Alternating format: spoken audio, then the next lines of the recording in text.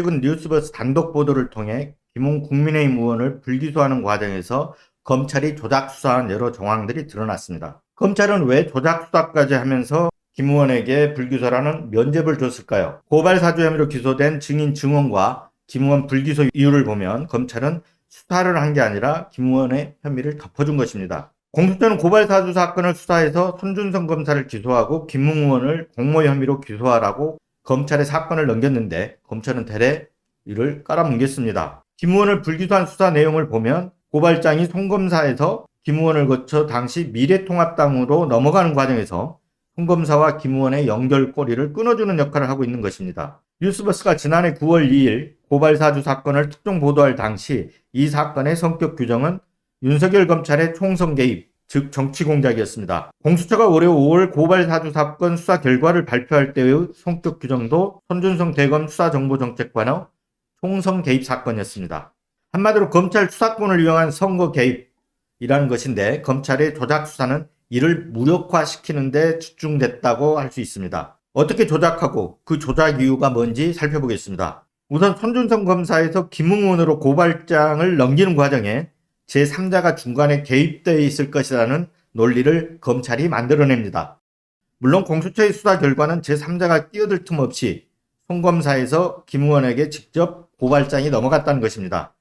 지난 12월 5일 손준성 검사 재판에서 검찰이 송 검사와 김 의원 사이 제3자 개입 가능성 논리를 어떻게 만들어냈는지가 공개됐는데요. 이날 재판의 증인으로 나온 포렌식 수사관 박모 씨의 증인신문 과정을 통해 드러나게 됩니다. 김 의원을 불기소한 이희동 부장검사가 공수처에서 이첩받은 김 의원의 공모 혐의를 수사를 하면서 포렌식 수사관을 면담했는데 포렌식 수사관이 하지도 않은 말이 마치 했던 말처럼 수사 보고서에 만들어졌다는 것입니다. 박 수사관은 면담 당시 막연하게 A가 B한테 전달했다면 등으로 질문을 받았고 전달 경로에서 제3자 개입 가능성을 언급한 바가 없다고 증언했습니다.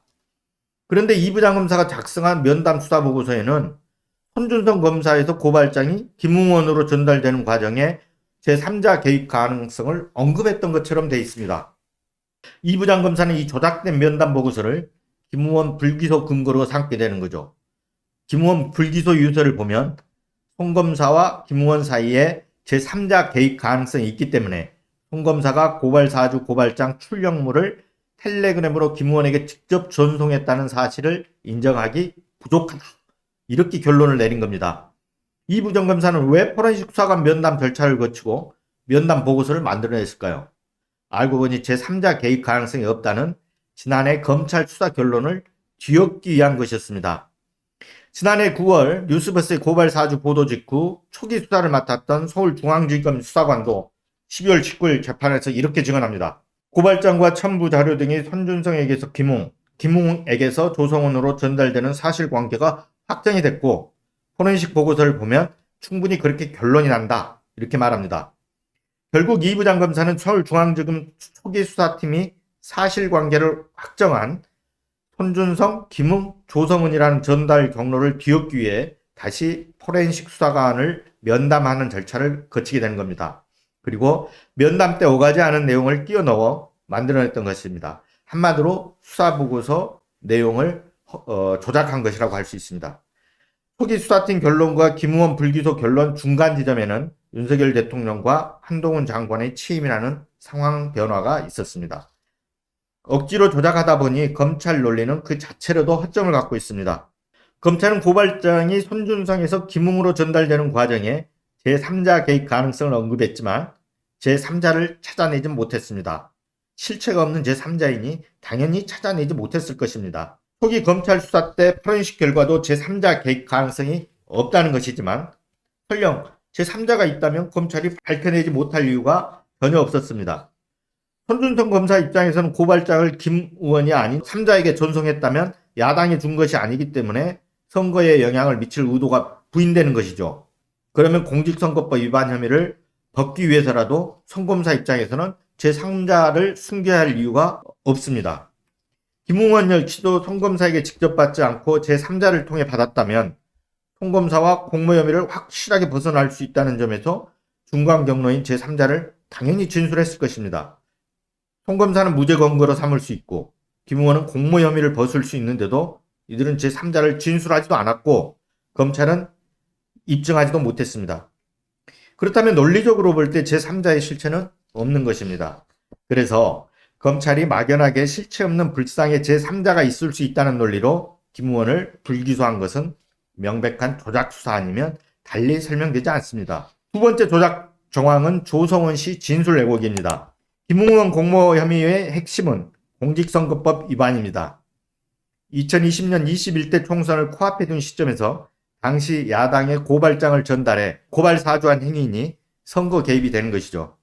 그런데 김 의원은 이 혐의에서 빠져나가기 위해 선거에 영향을 줄 의도 등 특정한 목적 없이 자료를 전달했을 뿐이다. 이렇게 진술을 합니다. 사실 김 의원의 선거 개입 증거는 모든 국민들이 들어 알고 있는데도 말이죠. 김 의원이 당시 미래통합당 선대위 부위원장인 조성은 씨에게 고발장을 전달하는 직전과 직후 통화대화 녹음 내용은 많은 국민들이 귀가 아프도록 들어보지 않았습니까?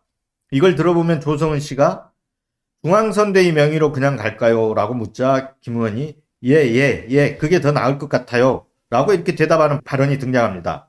뿐만 아닙니다. 김 의원은 공직선거법 급한데 사회적 흉기라는 용어가 정말 좋잖아요. 이 사회적 흉기에 대해서 라고 말하는 대목도 있습니다. 고발사주 고발장을 접수시키면서 사회적 흉기 프레임으로 접근하라는 권유를 한 것입니다. 고발장을 전달한 뒤엔 조성은 씨에게 방을 폭파하라는 메시도 남깁니다. 이것만 봐도 누가 봐도 선거에 영향을 미칠 의도이고 김 의원 역시도 위법 행위라는 점을 분명하게 알고 있었다고 볼 만한 명백한 정황이 되는 것입니다. 그랬기 때문에 방을 폭파하라고 메시지를 남겼지 않겠습니까?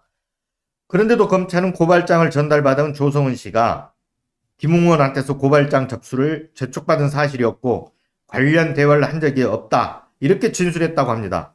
바로 이 부분을 가지고 선거에 영향을 줄 의도가 없었다는 김 의원 진술과 부합한다. 이렇게 억지 결론을 끌어냅니다. 알고 보니 이 또한 조작 정황이 드러나고 있습니다. 조성은 씨는 검찰 진술에서 고발장을 전달받고 김 의원을 짧게 만난 자리에서 대박 사건이 될 것이다. 김 의원이 이렇게 말한 사실이 있다고 진술했다는 것입니다. 김 의원과 고발장 관련 대화가 없었다. 이렇게 말한 적이 없다는 것입니다. 그러니까 고발장 관련해서 대박 사건이 될 것이다라고 김 의원이 분명히 말했다는 것이죠. 검찰이 조성은 씨 진술을 역시 실제 했던 말과 달리 왜곡해 김 의원의 억지 변명에 꽤 맞춘 것입니다. 검찰이 이처럼 조 씨의 진술을 왜곡한 이유는 대화 녹음 파일 등을 통해 선거에 영향을 미칠 의도가 적나라하게 이미 드러난 상황이라 불기소하려면 억지로라도 꽤 맞춰야 하기 때문에 그런 것 아니겠습니까? 조 씨의 진술을 왜곡해 김 의원 불구속 기소 이유로 삼았다면 이 또한 허위 공문서 작성에 해당되는 것으로 볼 수 있습니다. 세 번째 사실관계 왜곡은 당시 선대위 부위원장이던 조성은 씨를 당원으로 격하시킨 것입니다. 왜 그랬을까요? 공직선거법 위반 구성 요건인 선거에 영향을 미치는 행위를 부인하기 위해서입니다.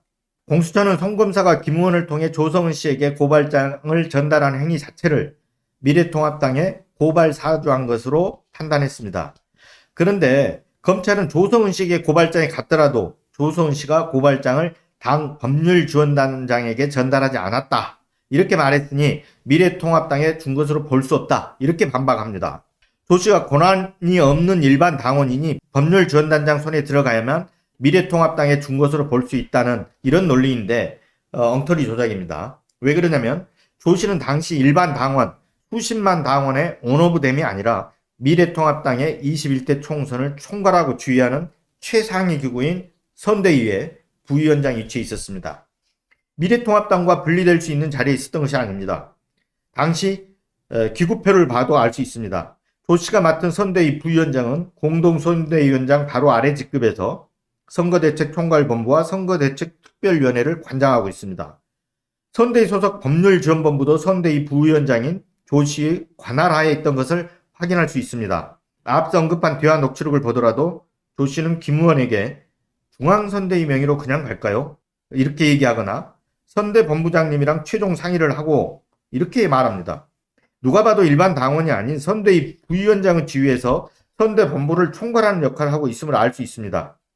검찰은 송검사가 김 의원을 거쳐 조성은 씨에게 고발장을 전달한 행위를 선거에 영향을 미치는 행위가 아니었다는 식으로 왜곡하기 위해 선대위 부위원장이란 당시 조 씨의 죄나 직책을 아예 빼버리고 조 씨를 당원으로 격화시켜 지칭하고 있습니다.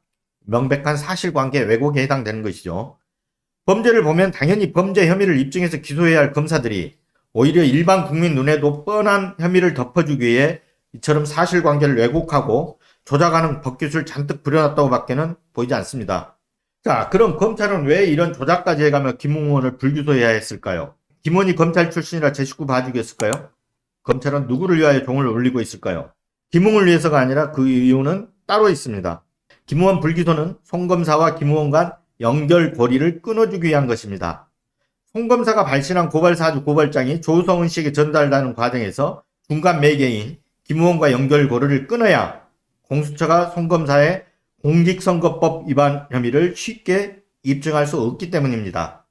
또 공직선거법 위반 구성 요건인 선거에 영향을 미치는 행위와 선거에 영향을 미치는 의도가 김 의원에게 인정되지 않으면 송 검사에도 인정되기 어렵기 때문이죠.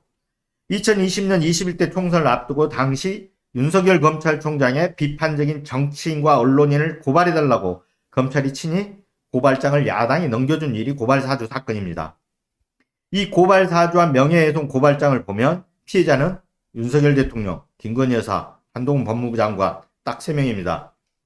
지금 현재 권력서열 1, 2, 3들입니다. 당시 고발사주한 대로 고발장이 검찰에 접수돼 검찰이 수사에 나서게 되는 상황이었다면 그 수혜자는 바로 이 세 사람이었던 거죠. 고발사주 고발장 내용 중 범죄 사실을 보면 윤석열 검찰총장을 허위사실로 비방, 윤석열 검찰총장에 대한 국민들의 불신을 증폭시켰다. 이런 내용이 들어있습니다. 또 당시 한 장관에게 제기돼 있던 검언유착 의혹, 김건희 여사에게 제기돼 있던 도이치모터스 주가 조작 의혹, 이런 것들에 대해서도 사실이 아니다. 이런 내용도 담겨 있습니다. 허위사실이니 이런 주장을 한 사람들을 처벌해달라고 낸 고발장인 것이죠. 또 김 의원이 고발장을 조성은 씨에게 전송한 뒤 통화에서 제가 가면 윤석열이 시켜서 고발한 것이다가 나오게 되는 거예요. 라고 김 의원이 말한 대화 내용은 또 이미 알려질 만큼 알려져 있는 상황입니다. 공수처가 고발장 작성자를 특정하지 못해 윤 대통령과 한 장관 등을 무혐의 처분하고 달랑 송 검사 한 명만 유일하게 공직선거법 위반 등 혐의로 기소했지만 사실 많은 사람들은 여전히 배우에 대한 의심을 거두지 않습니다. 그 배우에 대한 의심의 범위에는 윤 대통령과 한 장관도 포함되어 있는 것입니다. 법원에서 송 검사의 총선 개입이 인정되는 상황이 되면 그 파장은 결코 송 검사 한 명에게만 국한되지 않을 것입니다. 송 검사는 당시 검찰총장의 눈과 귀 역할을 하는 핵심 참모였고 뉴스버스의 고발사주 보도 직후 증거 은폐 과정도 송 검사 한 명이 아니라 대검 수사정보정책관실 전체가 움직인 정황들이 드러나고 있지 않습니까?